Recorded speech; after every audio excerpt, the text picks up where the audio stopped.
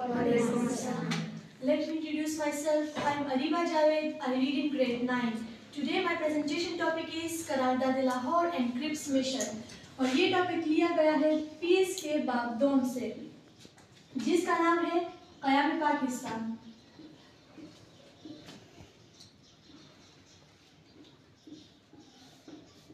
अपने टॉपिक पर जाने से पहले हम थोड़ा सा क़याम पाकिस्तान का पस मंज़र जान लेते हैं कि क़याम पाकिस्तान हमारे साथ क्या है।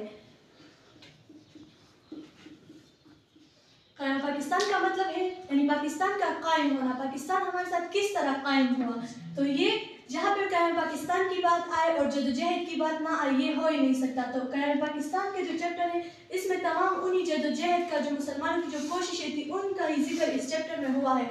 लेकिन हम फर्स्ट ऑफ ऑल थोड़ा सा इसका पस मंज़र जान लेते हैं। क़याम पाकिस्तान के इर्तिका का आगाज़ 1857 की जंग आज़ादी से हुआ था।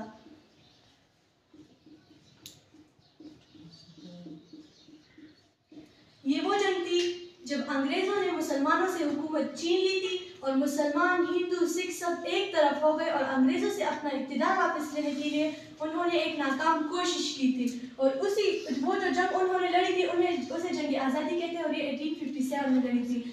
वो सब मिल भी गए थे फिर भी वो अंग्रेज़ों को शिकस्त नहीं दे पाए और अंग्रेज़ वो जंग जीत गए थे।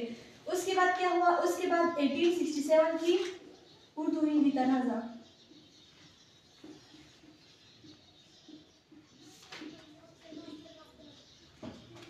1867 में जब ये तय पाया गया कि यानी हिंदुस्तान में कौमी ज़ुबान किसको बनाया जाए, तो मुसलमान चाहते थे कि उर्दू को हिंदी वो ज़ुबान बनाया जाए, सरकारी ज़ुबान। मगर हिंदू चाहते थे, हालांकि वो अक्सरियत में थे, इसीलिए वो चाहते थे कि हिंदी को हमारी कौमी ज़ुबान बना दिया जाए। मगर मुसलमान इस हक में नहीं थे, वो उर्दू को चाहते थे। तो इसी से मुसलमानों में एक सोच पैदा हुई थी, हिंदू कभी भी उनके जो है ना उनके खैरख्वाह नहीं हो सकते कि ये एक ज़ुबान पे इन लोगों के खिलाफ है तो आगे ये इन लोगों के साथ ना जाने क्या क्या करेंगे। उसके बाद बात आती है 1885 में कांग्रेस के क़याम की। कांग्रेस ये ब्रिटिश के एक जो पॉलिटिकल्स का एक आदमी था मिस्टर A.O. ह्यूम, उन्होंने ये पार्टी कायम की थी कांग्रेस और ये हिंदुस्तान की तमाम अक़वाम के लिए यानी कि हिंदू, मुस्लिम, ईसाई, सिख वगैरह जो भी थे वो उन सब के लिए कांग्रेस थी। तो ये जो कांग्रेस थी ये कायम तो सबके लिए हुई थी लेकिन इनमें हिंदुओं की अक्सरियत थी और इनके तमाम तर मुतालबात सिर्फ और सिर्फ हिंदुओं के लिए थे। ये जो भी मुतालबात पेश करते थे वो ज़्यादातर मुसलमानों के खिलाफ होते थे। यानी फॉर एग्जांपल इसने जो है ना मुसलमानों की जुदागाह तर्ज़ इंतखाब से भी इनकार कर दिया था।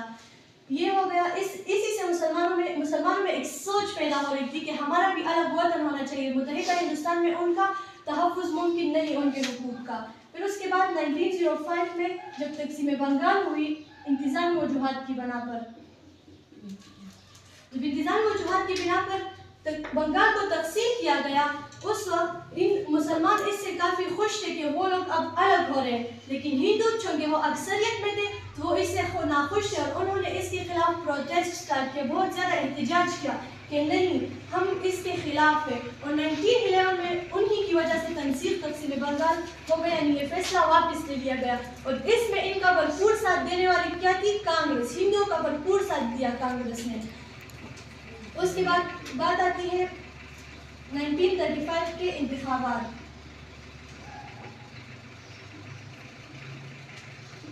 1937 में इंतखाबात कराए गए थे और इसमें कांग्रेस को भारी अक्सरियत के साथ उनको जो है ना यानी वो जीत गए थे और मुस्लिम लीग जो थी उनको शिकस्त मिली थी इसमें। तो मुसलमानों के हौसले काफ़ी ज़्यादा टूट गए थे और यही वो जगह है जहाँ से मुसलमानों में अपनी एक सोच पैदा हुई। उन्होंने 1937 के बाद 1940 में एक करारदाद पेश की जो कि आज करारदाद लाहौर या करारदाद पाकिस्तान के नाम से भी मनाया जाता है।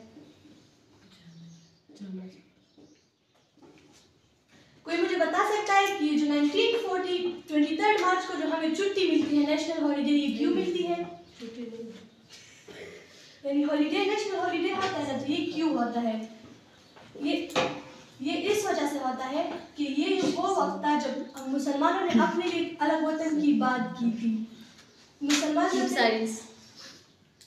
ये जो था ये लाहौर का मिंटो पार्क जो आजकल का इकबाल पार्क है उसमें एक करारदाद पेश की गई थी। उसमें उनका सालाना इजलास था 22 से 24 मार्च तक, और उसमें ये करारदाद 23 मार्च को पास की गई थी। ये मौलवी फजलुल हक ने पेश की थी, जो कि बंगाल के एक वो थे मुस्लिम लीग की रहनुमा।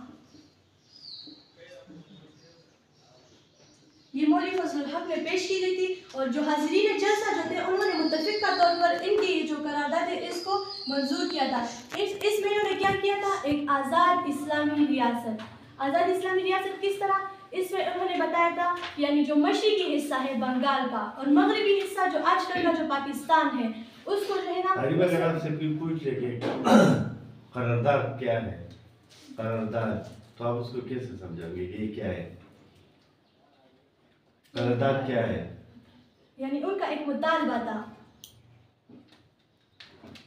ठीक है, तो जब उन मौलवी फजलुल हक ने पेश किया, इसे सब लोगों ने मंजूर कर लिया था, और इसमें आज़ाद इस्लामी रियासत की बात की गई थी, यानी मशरिक का बंगाल और मगरिब का पाकिस्तान, इन दोनों को मिलाकर यानी इनमें ज़रूरी रद्द-ओ-बदल कर दिया जाए और उन्हें मुसलमानों के लिए एक अलग रियासत बना दिया जाए। ये उनका मुतालबा था, और आखिरकार इन लोगों ने ये मनवाया भी 7 साल के इतने कम अरसे में। यानी आप जानते हैं कि 14 अगस्त 1947 को पाकिस्तान आज़ाद हुआ। इन दोनों में कितना डिफरेंस है, 7 साल का डिफरेंस है, और 7 साल के इतने कम अरसे में उन्होंने अपना ये जो तस्वुर था ये उन्होंने सच कर दिखाया। लेकिन हम लोग फिजिकली तो आज़ाद हो गए हैं, लेकिन कोई मुझे बता सकता है कि हम मेंटली आज भी आज़ाद नहीं है? कैसे नहीं है हम आज़ाद? चलिए मैं बता देती हूँ। मेंटली हम आज़ाद नहीं है। किस तरह? टेक्नोलॉजी के ज़रिए। टेक्नोलॉजी के ज़रिए आज भी वो बायोलॉजिकल वॉर चल रही है। हम लोग फिजिकली तो आज़ाद है, हम लोग अपनी जॉब्स कर रहे हैं, स्टडीज़ कर रहे हैं, लेकिन टेक्नोलॉजिकली आप खुद देख लें, जैसे कि मोबाइल फ़ोन बाहर मुल्क में ये किस लिए हो जाता है? Just for calling. एंड यहाँ पर जितने भी गलत काम है पाकिस्तान में मोबाइल फ़ोन्स को उसी के लिए यूज़ किया जाता है। तो यही वजह है